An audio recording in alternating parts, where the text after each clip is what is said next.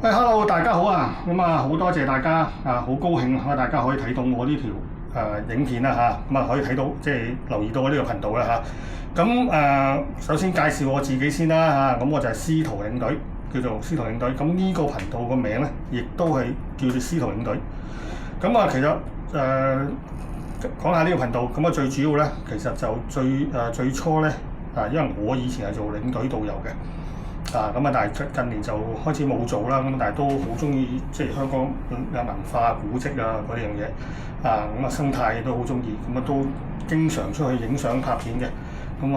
想用呢個頻道咧去擺啲片上嚟。之前都擺過幾條㗎啦。但係即係可能自己嗰啲技術啊、影嘅技術啊，同埋個題材啊，都唔係咁吸引啦，都唔係好多人睇。所以咧加上咧近排真係太熱，同埋成日都落雨，出去拍片咧都即係提唔到嗰個衝勁啊！就算拍到片就未必係合自己心水。好似話早輪我都去過呢個軍營啊，睇呢個南槍艦啊，南嶺艦啊，sorry啊，南嶺艦啊嗰啲咧就嚟香港。但係嗰日咧星期六咧狂風暴雨，我拍唔到都好即係好嘅影片。所以咧索性都係停一停拍片，或者即係減少，唔係停嘅，減少拍片，即係出去拍街拍。諗下咧就不如轉一轉喺呢度同大家講下我嘅即係一啲旅遊嘅知識咧，或者係一啲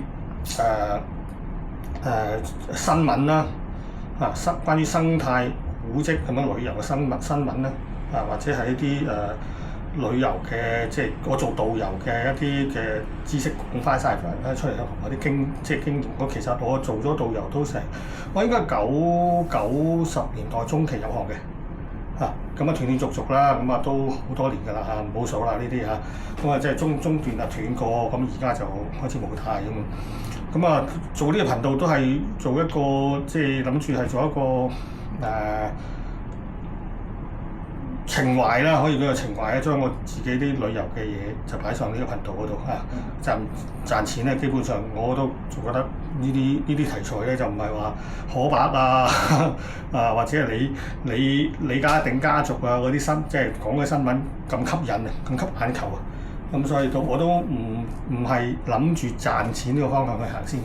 諗住係真係去做一啲即係自己嘅情懷啦因為做咗咁多年，我想自己都有翻啲情懷喺翻呢度擺翻喺度好啦，今日咧就講下都會講嘅話題今日呢個話題咧其實都考慮咗幾日去講嘅，即係考慮成個幾禮拜去講嘅。因為近排都好多名人離世包括謝賢鐘景輝甚至葉金鳳梁山呢啲好多名人都即係逝世啦好多 KOL 都出面講開啲 KOL 娛樂新聞都會有講嘅。反而有一個人咧就好少睇到呢啲片咧去提佢嘅。呢個就係朱維德。我係其實個幾禮拜之前咧都想講呢個朱翁嘅。但係我諗下我同朱翁都冇啦冇楞嘅，只有我一個好欣賞佢嘅 fans 咁計啦，就我真係好欣賞 fans 講。係咪適合去講咧直到琴日即係今日拍片嘅時候咧，係應該24號23號咧佢出咗品。但係最後睇到出品之後咧，我覺得忍唔住啦，都要講下佢。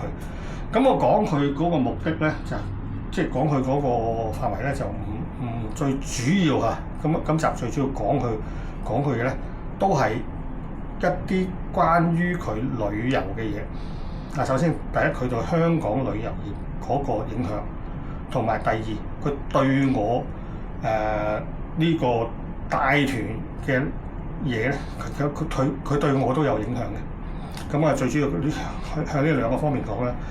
首先咧，佢第一佢係喺早期咧，就喺70年代初咧，應該係70年代初嘅時候咧，就創立咗叫玉泉旅行隊。玉泉旅行隊就係呢個應該就係香港一天遊差唔多，我相信都係始祖。我呢個就唔咁肯定，就都係鼻祖嚟㗎。即係佢對呢個就算唔係鼻祖，佢呢個玉泉旅行隊咧，對香港嘅一天遊啊，即係香港人買香港，我就叫香港一天遊咧，嗰個影響都好大嘅，影響好深遠嘅，即係由佢開始嚇。咁加上佢同當年同呢個油麻地油麻地小輪啊，應該都未有油麻地旅遊，油麻地小輪咧有一個合作嘅關係，咁所以佢租用咗啲油麻地小輪去一啲離島嗰度玩。哇！咁油麻地小輪都唔係講少嘅，因為我都用過，即係喺油麻地小輪嗰個大個團，嗰個真係開演唱會㗎嘛，即係500幾人嘅，即係最大嗰隻應該800幾人嘅船。但係通常係坐唔到800幾人嘅，即通常佢租俾你都以500人船嘅標準去租俾你嘅。即係以我所知認知500人、400人、500人左右租俾你，咁已經係好誇張。因為香港嘅商業船即係唔係油麻地小輪咧，其他商業船咧最大嗰隻應該440人左右啦，442定443我都唔係好記得啊。咁應該係翠華船務，翠華38，我記得係應該翠華38應該係即係油麻地小輪以外個商業船當中咧係最大嘅400，跟住就星威18好似係星威18都係440人左右，呢兩隻船應該係全香港最大嘅。咁但係都唔及油麻地小輪大。咁所以佢嗰時佢一去離島都可能係400-500人或者以上啊。好命嘅咧就開到2隻船嘅話咧，即係嗰日旺嘅話開到2隻船嘅話咧，就800人都冇走雞㗎啦。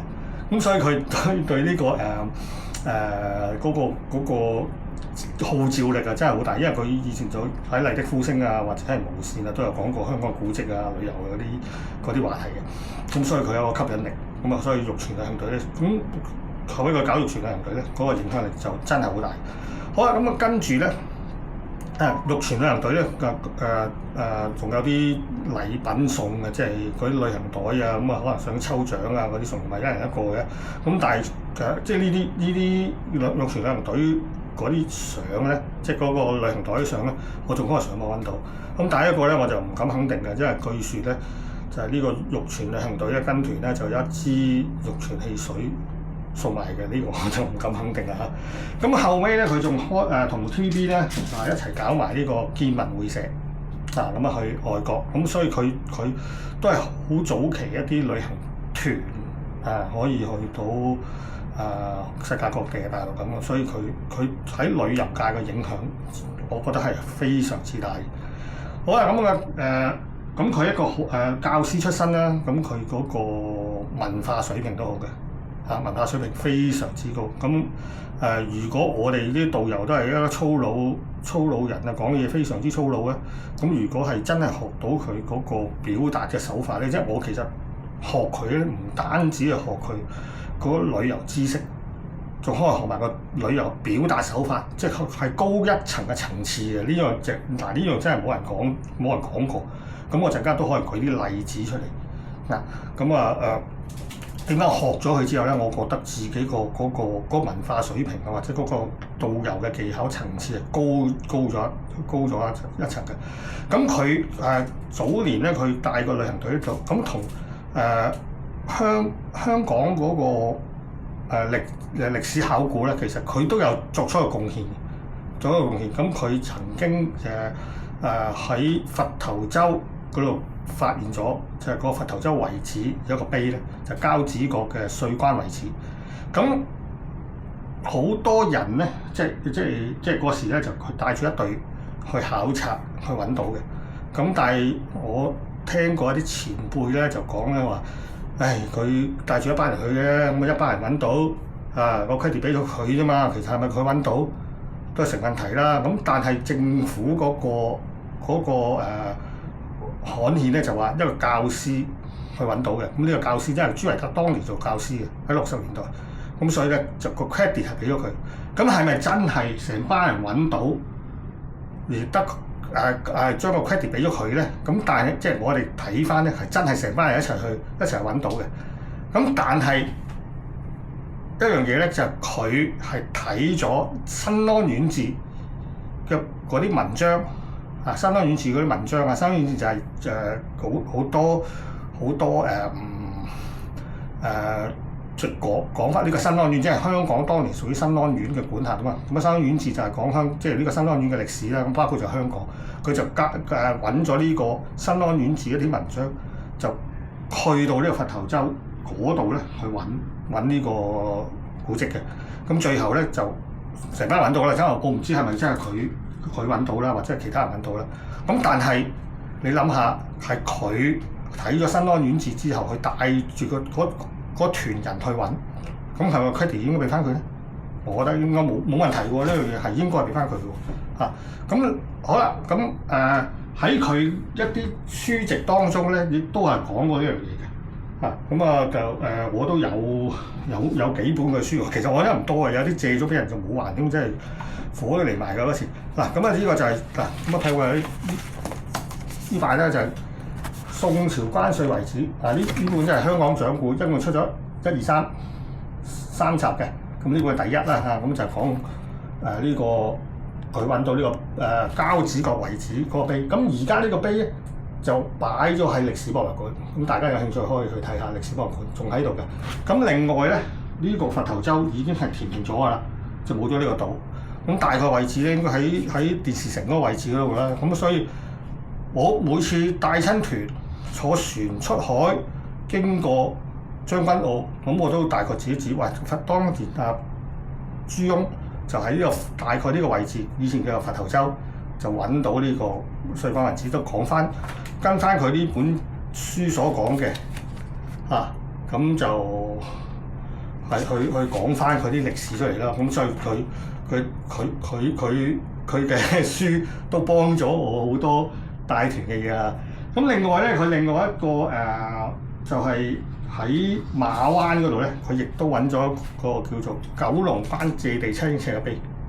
咁呢個就冇個 credit 就冇擺喺佢度啦，可能真係行山成班去揾到嘅啫。咁所以嗰個 credit 就冇喺佢度。咁正式嗰個 credit 咧就係呢個佛頭洲嗰個啫。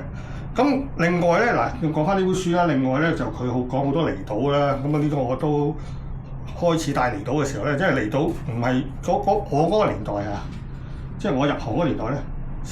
好多離島都會俾啲老鬼去做嘅，因為佢唔會信你啲我哋新入行啲僆仔，佢唔會信。咁後尾真係唔夠人一次咧，戰戰兢兢就即係揾咗我去啦，因為我跟得多即係我做僆仔扶上扶落執頭執尾嗰啲咧多咁所以咧就揾咗我同埋另一個拍檔去帶，即係都係扶上扶落多嘅。咁就最主要咧都係靠佢啲書咧靠佢啲書東平洲。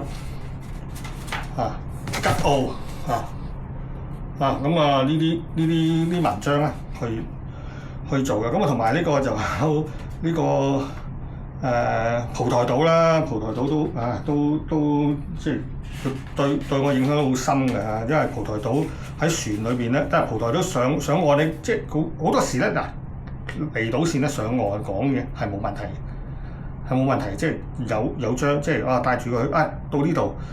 有蒲台島、佛手崖咁就呢個佛手崖講知書直樹咁啦咁靈龜水山石咁樣知書直樹。但係個船程當中咧，其實都好考人去講。咁我就即係講過螺洲啦，經過咗螺洲都靠佢有咩螺洲一盤棋呢盤棋就8仙擺嘅咁後尾玉皇大帝急召我走咗咁就留咗盤棋喺度。咁上面咧好平坦，因為螺洲個頂好平坦嘅，因為我冇上過去㗎螺洲，到而家冇上過去。咁就個頂好平坦，就有啲亂石擺咗度，好似盤棋咁就叫螺洲一盤棋。咁仲有蒲台有個摩崖石刻法定古蹟嚟嘅，咁就叫蒲台一塊碑，螺洲一盤棋。咁嗰個碑咧鬼畫嘅。佢即係書嗰個講鬼畫嘅碑就係神，係咪嗰個棋盤就神仙擺嘅？咁所以咧，我哋凡人係睇唔明嘅，睇明你就發達㗎啦。所以後面仲有2句：若知碑其備，寶藏盡屬你。完全係抄晒朱翁啲嘢嘅所以咧，朱翁對我都係其實我睇好多啲書啊，或者聽好多講座啊，上好多班啊啲。咁我每一個導師又好，講者又好，作者又好，咁佢寫出嚟嘅、講出嚟嘅、教出嚟嘅，我吸收到一樣嘢，我有用嘅，咁我就已經好感激佢哋，我記住嘅。咁啊，朱翁呢個咧，我記得即係到而家我都好多謝朱翁有寫到啲書，因為佢個文筆咧係非常之好，咁所以我都好多謝朱翁。咁另外咧，佢就講嘅電視啦，佢亦都係拍過好多電視嘅旅遊節目啦。大家好記得嘅咧，就應該係呢個大江南北。大江南北。咁但係咧，大江南北其實咧，佢只係拍過第一輯，但係我應該有成7、8輯嘅。拍過第一輯嘅前半部。我睇翻，即係我屋企有買 TV Super， 佢啱啱走咗嘅時候特別上去再fact check 一次，其實佢就只係拍過肇慶同埋台山嗰兩個地方，咁啊拍咗5、6集左右，咁就其實佢唔係拍得好多嘅啫。大江南北之後啦，比如汪明荃啊、葉尚華啊都拍過嘅，陳敏兒啊佢都拍過嘅嚇，咁甚至有啲咧就揾影片就再加旁述落去嘅啫嚇，大江南北。咁但係咧，佢係第一輯嘅前半部係拍過嚇，咁反而咧就係呢個對我影響唔大。好坦白講，即係呢個影響唔大。佢影響最大嘅咧，反而佢後期咧喺 TVB 咧就拍嗰一套叫做《非常香港人》咁呢個咧就對我影響好大啦。咁咧有好多離島啊、蒲台啊、吉澳啊、東平洲啊、西貢啊，咁呢啲咧對我係好有用嘅。咁其中一集咧，我最記得用得最多我覺得係受用良多嘅咧，就佢其中一集就講呢個印洲塘海咁講印洲塘嗰啲綠寶啊、咩筆架洲啊嗰啲，咁我都識嘅呢啲即係睇書喺度。咁但係咧，佢最後講咧，即係綠寶當中咧就有筆架啊、玉璽啊呢啲啦嗰個墨啊、墨硯啊。咁最後第六寶咧就係嗰個印洲塘個海面，因為佢波平如鏡。因為佢俾嗰幾個島圍住咗咧，咁啊就受風浪嗰個影響唔大，波平如鏡，所以其實就係嗰個宣紙。咁呢個我都識講，但係佢後尾加咗一句説話，我就後尾就真係抄咗佢呢個説話去用嘅。咁就係話，佢就話我哋而家船行緊喺呢個海面上面行緊，就好似喺呢個張宣紙嗰度，即係佢個船行緊就有條痕出咗嚟咧。就好似喺張宣紙裏邊嘅上面疾書咁樣，哇！我覺得哇，真係比我真係高咗一個層次，即係比我以前去講咧高咗一個層次。咁之後咧，我就照抄咗佢，照抄咗佢。咁但係我好多時咧抄人嘅嘢咧，我都會俾翻個 credit 佢嘅，即係話呢個真係我朱翁話真係就呢個咧就係個船喺上面行咧，就好似喺張宣紙個疾書咁樣咁佢呢個就總之有成7、8集嘅，咁大家有興趣咧就可以去翻埋 TV Super 嗰度睇啦。咁都好值得睇嘅咁唔會過時㗎，因為呢啲離島嘢就唔會過時嘅咁另外咧就我佢仲有一套咧就係講白樓，我唔記得叫咩名咧，白樓嘅咁點解揾佢做白樓呢個旅遊節目咧？咁其實佢原來有深水潛水牌嘅，咁先至揾佢做白樓。嗰時佢拍應該都有冇70歲都錄到問㗎啦，即係用個 TVB 可以用一個70歲嘅人去拍一個，應該都唔止喎，已經20幾年。即係如果佢而家走係95年，應該唔止，唔係95歲，應該都唔止70歲嘅啦，即係用一個70幾歲嘅老人家去拍一套即係潛水嘅旅遊節目咧，要去潛水嘅話咧，咁我覺得佢都係好犀利嘅佢咁係啦，咁我就朱翁對我嘅影響就係咁即係我係非常之欣賞佢嘅，咁所以今日膽粗粗就講下朱翁今日呢個講朱翁就到呢為止啦。嗰條片咧就大概而家呢條片咧大概20分鐘到。希望第二啲片咧我想佢短翻啲因為我唔想咁長，大家即係呢啲又唔係一個好咩嘅話題啊！即係好爆嘅話題，即係唔係講李家鼎父子關係啊，或者其他嗰啲乜可伯嗰啲又唔係咁。我希望短翻少少嚇。咁下次咧就講其他話題啦嚇。咁我喺度再多謝大家。希望大家可以多啲 like 啦、share 啦同埋訂閱嚇。咁多謝晒大家，拜拜。